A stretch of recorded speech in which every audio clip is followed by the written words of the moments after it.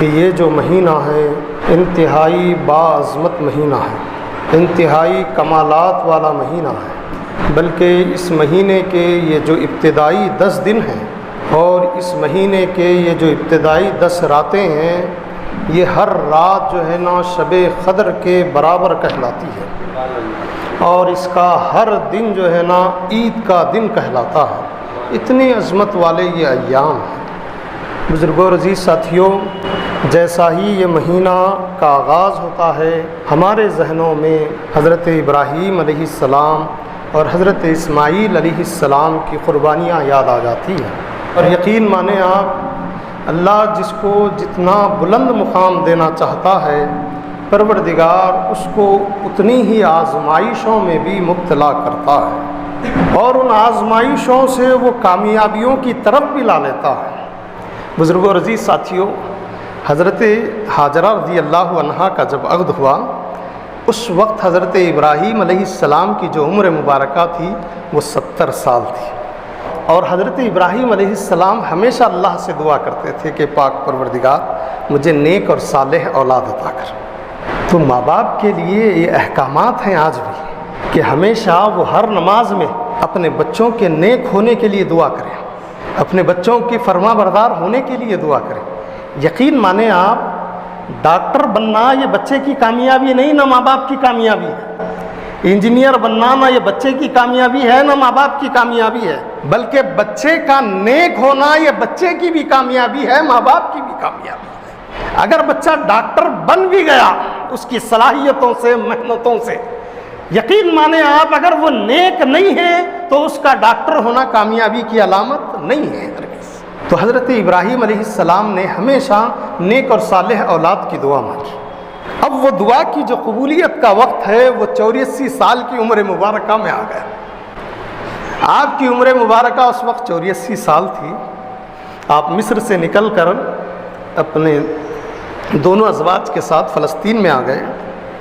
فلسطین میں حضرت اسماعیل علیہ السلام پیدا ہوئے، اور اس کے بعد ابھی وہ معصوم ہی تھے، دودھ پیتے بچے تھے، کہ اللہ کا حکم آیا کہ ابراہیم، آپ کو جو میں نے اپنا خلیل بنایا ہے، دوست بنایا ہے، چہیتا بنایا ہے، تو آپ کے دل میں میری محبت ہے، یا وہ جو بڑھاپے کی عمر میں آپ کو میں نے اولاد سے نوازا ہے، یا اس کی محبت ہے؟ اب یہ جانچنے کا وقت آ گیا ہے۔ لہذا ہمارا حکم یہ ہے کہ آپ اسماعیل کو لے کر، ان کی والدہ کو لے کر آپ یہاں سے نکلیں، اور میرا جو گھر ہے کعبۃ اللہ، اس وقت اس کے نشانات پورے مٹ چکے تھے۔ طوفان نوح کے بعد وہ معاملات ختم ہو گئے تھے، اب وہاں جانے کا حکم دیا گیا۔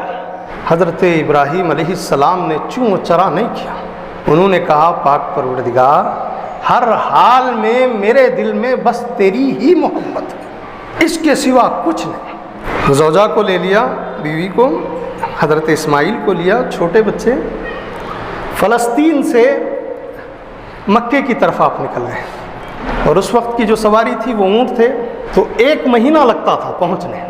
سامنے حضرت جبرائیل ہیں علیہ السلام، جو انسانی شکل میں آپ سوار ہیں، آپ راستہ بتا رہے ہیں، حضرت ابراہیم کی سواری پیچھے ہے علیہ السلام، آپ چل رہے ہیں۔ اب گئے صحراؤں کو، آپ آج بھی دیکھیں عالم عرب میں ہر طرف ریت کے بڑے بڑے صحرا، ہر طرف ریت ریت ریت نظر آئیں گے۔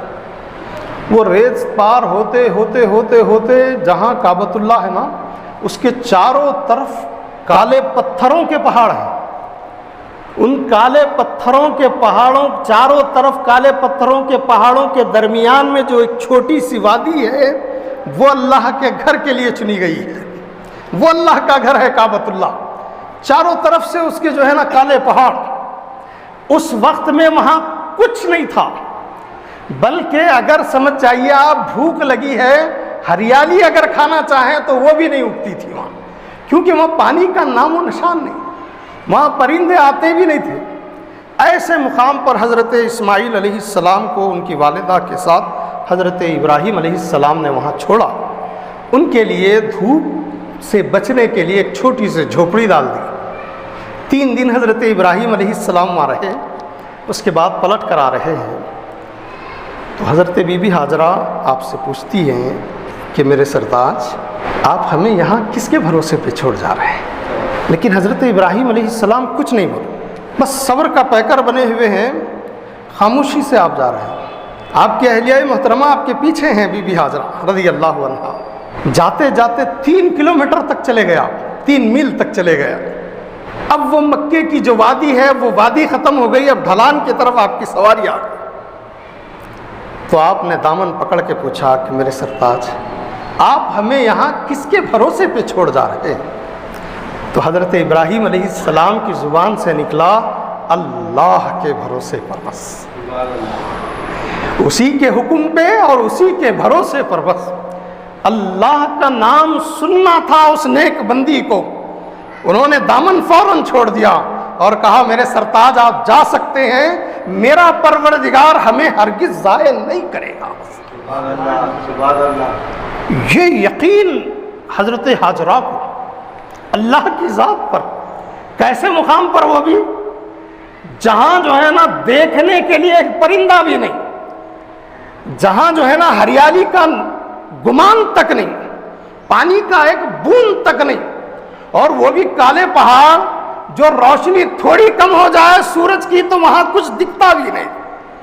ایسی جگہ پر چھوڑ کر حضرت ابراہیم گئے، اور وہ اللہ کی بندی اللہ کی ذات پر ایسا کامل یقین رکھی، گویا پوری امت کو وہ بی بی حاجرہ نے یہ تعلیم دی ہے کہ اے امت محمدیہ کی خواتین، اے عورتوں، یاد رکھو اللہ کی ذات پر جب کامل طریقے سے بھروسہ کیا جاتا ہے تو پھر پروردگار ان کالے پہاڑوں سے بھی پانی کے چشموں کو جاری کرتا ہے۔ بزرگوں اور عزیز ساتھیوں، حضرت ابراہیم علیہ السلام چلے گئے، کیا اس باپ کے دل پر بیتی ہوگی؟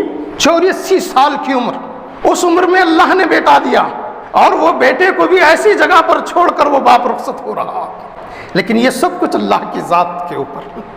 حضرت بی بی حاجرہ پلٹ کر آ گئے، مشکزے میں پانی تھا، اب وہ تھوڑی تھوڑی دیر کو، کیونکہ عرب کی جو گرمی ہے آج بھی آپ دیکھیں گے تو یقین مانیں آپ، ہر 15 منٹ میں آدمی 1 سے 2 گلاس پانی وہاں پی لیتا ہے، یہ کیفیت کی گرمی۔ اب ایسے وقت میں ایک چھوٹا سا مشکزہ رکھا ہوا، ایک تھوڑا سا توشہ رکھا ہوا، وہ توشہ بھی ختم ہو گیا، وہ مشکزے کا پانی بھی ختم ہو گیا۔ وہ حضرت حاجرہ، وہ نیک خاتون جنہیں بہت دنوں کے بعد اولاد ہوئی تھی، وہ چھوڑ کر گئے اور یہ تڑپ رہے ہیں پیاس کے لیے، بھوک کے لیے۔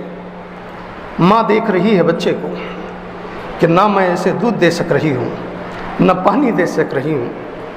آپ جو ہے نا صفا پر ٹھہری، مروہ کی طرف دوڑنے لگی، وہ جو چھوٹے چھوٹے 2 پہاڑ ہیں، یہاں سے وہاں دوڑ رہی ہے، شاید کہ پانی مل جائے، وہاں سے یہاں، یہاں سے وہاں، دوڑتے دوڑتے جب 7ویں چکر تھی آپ کی، آپ جو ہے نا مروہ پر گر گئی۔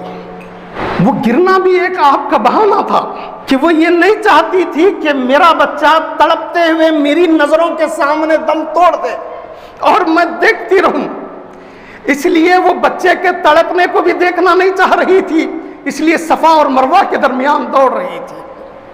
مروہ پہ آپ گری، پلٹ کر دیکھا، شاید ہو سکتا ہے میرے بچے کا انتقال ہو گیا ہو، پلٹ کر دیکھا تو وہاں ایک انسانی شکل میں ایک شخص نظر آیا جو بچے کے پیروں کے پاس کھڑا ہوا ہے، اور حضرت اسماعیل علیہ السلام کی ایڑیوں کے پاس سے پانی کا چشمہ جاری ہو گیا۔ آپ فوراً مارے خوشی کے دوڑ کر آ گئے، وہ انسانی شکل میں جو فرشتہ تھا وہ غائب ہو گیا، اور پانی کا چشمہ جو ہے نا ابل رہا ہے۔ تو حضرت حاجرہ نے اس وقت عبرانی زبان میں، یعنی وہ عبرانی زبان بولنے والی خاتون تھی، انہوں نے عبرانی زبان میں کہا زمزم زمزم، یعنی اے پانی رک جا رک جا، تو وہ پانی رک گیا۔ لیکن اللہ کو وہ اپنی محبوب بندی کے وہ الفاظ اتنے پسند آ گئے کہ آج پوری کائنات میں بسنے والے انسان، چاہے وہ کون سی بھی زبان بولتے ہو، لیکن جب بھی وہ پانی کا تذکرہ کریں گے تو زمزم کے ساتھ کریں گے۔ تو بزرگوں اور عزیز ساتھیوں، یہ حضرت حاجرہ رضی اللہ عنہا کی ایک عظمت والی جو ہے نا قربانیوں والی زندگی ہمارے سامنے رہنا چاہیے۔ اگر یہ زندگی ہماری خواتین کے پاس رہے گی، اگر یہ زندگی ہمارے پاس رہے گی، تو یقین مانو ہمارا گھر بھی جنت کا ایک نمونہ بن جائے گا۔